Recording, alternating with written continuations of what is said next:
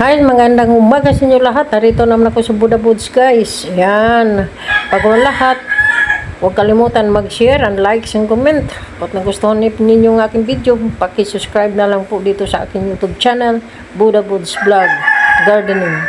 Ayan, ito tayo guys. Reflexo sa inyo ang aking mga tanim dito. Lalo-lalo na guys, ang ating mangga. Ayan ang kadaming bunga guys. Ang lalaki ng mga bunga guys, hanggang doon sa itaas yan guys. Kung titignan mo siya guys, para ng mga dahon na rin dahil sa kadami ng bunga hanggang pataas.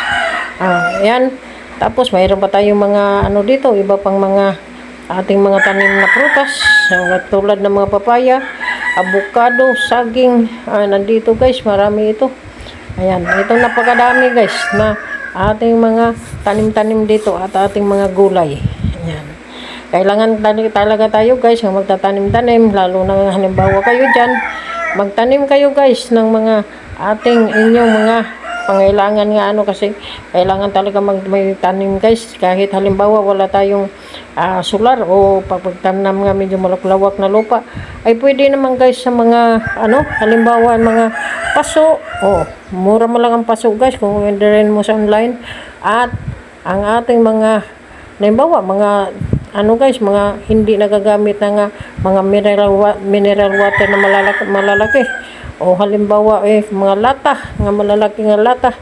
Ayan, pwede yan gagamitin guys para pagtaniman ng sari-saring gulay, sari-saring huwag lang prutas guys, kasi hindi naman pwede yung prutas dyan.